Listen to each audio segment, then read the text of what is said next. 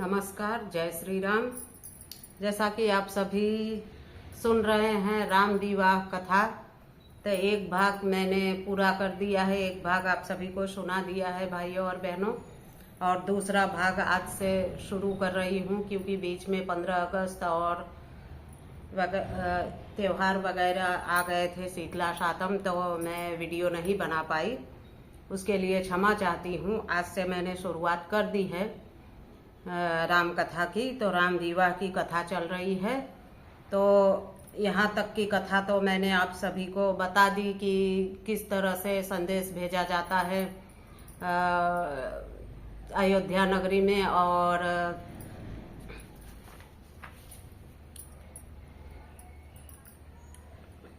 और वहाँ पे अयोध्या में निमंत्रण भेजा गया और सारा हाल समाचार सुनाया गया। राजा दशरथ जी बड़े प्रसन्न हुए। अरे भाई, किसी का भी पुत्र इतना अच्छा काम करेगा, नाम कमाने वाला, तो कि पिता का तो सीना चौड़ा होगा ही। सुन के दशरथ जी इतने प्रसन्न हुए और कि भाई जनक जी की प्रतिज्ञा कोई वीर नहीं पूरी कर सका, श्री रामचंद्र जी ने पूरा किया, तो उनके पिता को तो भाई खुशी होगी ही। तो आगे की कथा की शुरुआत मैं कर रही हूँ। आप सभी YouTube पे देख रहे हैं तो मेरे चैनल को सब्सक्राइब कर लीजिए, फेसबुक पे देख रहे हैं तो तुरंत के तुरंत फॉलो कर लीजिए, और अच्छा लगे तो लाइक शेयर भी कीजिए। तब तक वहां भरत शत्रुघ्न भी राजा के पास में आए हैं। क्या कारण है खुश होने का, यह पत्र कहाँ से आया है? दशरथ जी प्रसन्न थे ही और चर्चा कर रहे थे। वहीं फिर उस तुरंत भरत शत्रुघ्न भी आए और पूछने लगे, पिताजी आपके खुश होने का इतना क्या कारण है कि आप बड़े प्रसन्न दिख रहे हैं? आगे सुनिए। क्या समाचार लिखा इसमें है? इसमें क्या लाभ बड़ा दिखला है? बोले दशरथ, है भरत कुमार जो हर्ष हृदय में छाया है। दशरथ बोल रहे हैं कि मिथिलेश भूप ने लिख करके हम सबके लिए पठाया है। सीता के स्वयंवर में जाकर अब विजय राम ने पाई है। अरे बेटा पुत्र भरत, सीता का स्वयंवर था, वहां पे विजय राम को मिली है, राम ने पाई है। और जनक जी का पत्र आया है, सीता और राम का विवाह करने जाना है। श्री राम का ब्याह रचाने का बारात वहां बुलवाई है। श्री रामचंद्र जी का ब्याह रचाना है, उसके लिए बारात लेके हम सभी को जाना है। जनक जी ने इस तरह से संदेशा भेजा है। आगे सुनिए। मुनि वशिष्ठ कहने लगे, क्यों रहे समय गवाए, चलो जनकपुर के लिए सुबह बारात सजाए। फिर मुनि जी वहां पे बैठे थे, उन्होंने बोला कि व्यर्थ बातों में समय मत गवाइए और जल्दी जल्दी बारात की तैयारी करिए और चलते हैं बारात लेके। हो गई खबर ये, घर घर में आनंद के बाजे बजने लगे। हो गए तैयार सब चलने को, पूर्वासी भारी सजने लगे। अब इतनी देर में तो पूरे अयोध्या नगरी में खबर हो गई, सब बाजे गाजे के साथ तैयारी शुरू कर दी बारात ले जाने के लिए। दशरथ राजा के महलों में मंगल में गाने होने लगे। कुल कार्य सभी अनुसार रीति विधि पूर्ण सुहाने होने लगे। दशरथ जी के महल में गाना और सारी विधियां शुरू हो गई, मंगल गान शुरू हो गया, सारे रीति रिवाज विधि की कार्यवाही शुरू हो गई। पूर्ववासियों ने तब चलने को निज वाहन सभी सजाए हैं। बस एक रात के अंदर ही सब काम ठीक करवाए हैं। एक ही रात के अंदर भाइयों और बहनों सब कुछ बारात ले जाने की तैयारी हो गई। भरत शत्रुघ्न भी सजे, शोभा अति दशरथ लाल की है। सानंद तैयारी कर दीनी रात वहां से चाल की है। भरत शत्रुघ्न भी इतने अच्छे तैयार हो गए कि ओहो, दशरथ के लाल तो इतने सुंदर दिख रहे थे। और सब तैयारी करके और बारात ले चलने की तैयारी हो गई। हाय घोड़ा सब हाथी घोड़ा सज गए, बहुत संग चले सचिव गढ़ हर्ष आई। ध्वनि गूंज उठी नभ के अंदर, बज रही अनेकों सहनाई। हाथी घोड़ा सब सज गए, बहुत संग चले सचिवगढ़ हर्षाई। सब इतने खुश हो के और गाजे बाजे के साथ चलने लगे। जिस समय अवधपुरी से बारात धाई शकुन मना करके, उस समय नीर से भरा हुआ घट पड़ा सामने आकर के।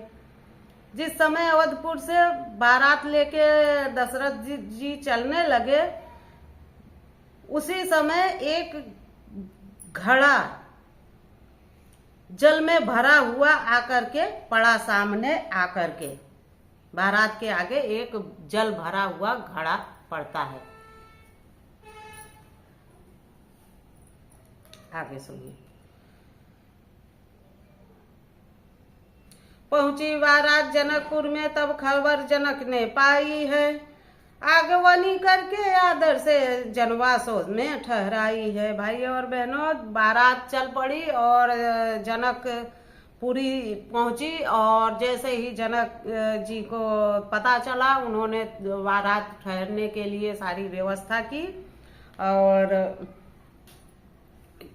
अगवानी करने की तैयारी की और अगवानी यानी कि स्वागत करने की तैयारी शुरू कर दी और जनवासे में बारात को ठहराया। अति सजा हुआ था जनवासा, रौनक की महफिल सारी थी। दिए भेज जनक ने सेवक कुछ बारात की खिदमतगारी की।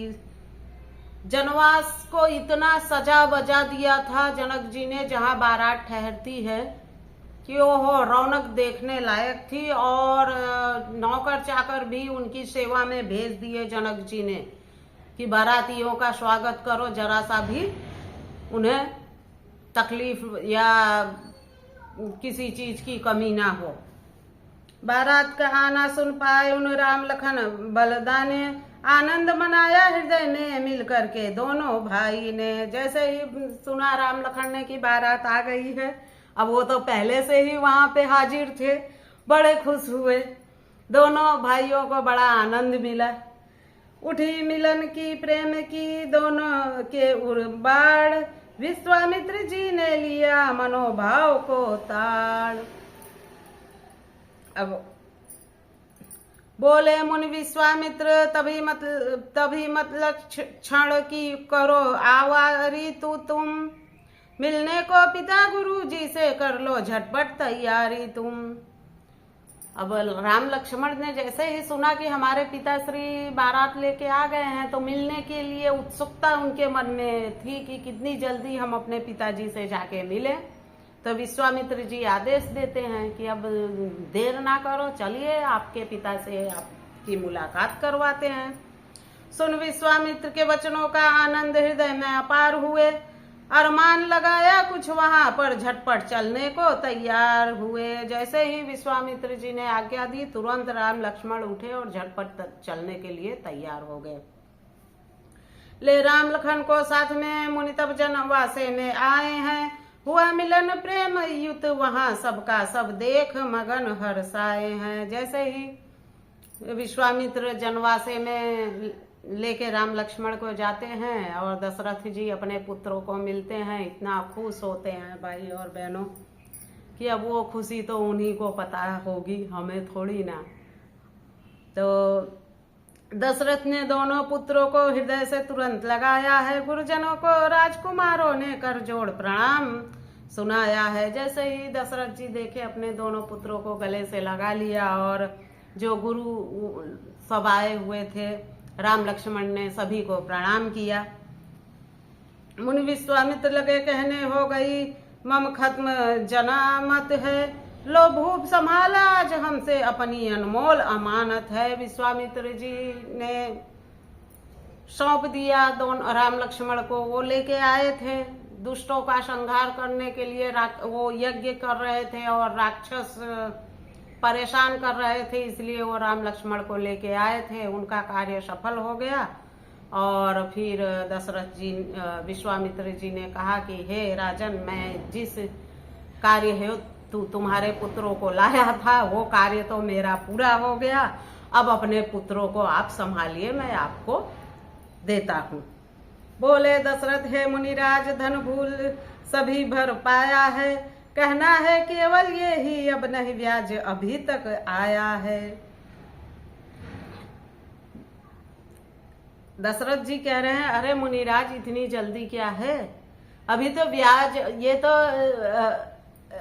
रकम है हमारी, अभी ब्याज तो लेना बाकी है। हो ब्याह राम का सीता से बारात विदा करवाएंगे, समझो बस उसी दिवस तुमसे भर पाए हम हो जाएंगे। विश्वामित्र जी हम अभी तक आपसे भरपाई नहीं हो पाए हैं, जब सीताराम जी का विवाह हो जाएगा उसी दिन हम आपसे विदाई लेंगे, उसके पहले हम आपसे विदाई नहीं लेंगे, ऐसा दशरथ जी कह रहे हैं।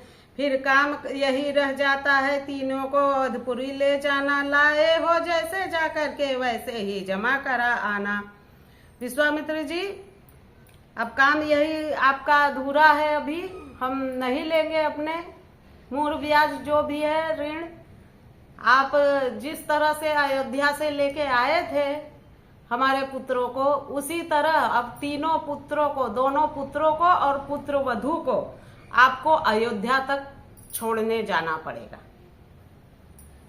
इत मोद भरी बातें होती उत दूल्हा सभी सजाने लगे, हर सगुन नेग के सभी तरह जामा पटका पहनाने लगे। इधर विश्वामित्र जी की और दशरथ जी की बातें हो रही थी, उधर राम जी को लोग दूल्हा बनाने की तैयारी करने लगे, उनको सब सजाने बजाने लगे, तैयार करने लगे। सबने चार पूर्ण विधि से विप्रों ने वहां करवाए हैं, मंगलमय गाने गायकों ने आनंद सभी को सुनाए हैं।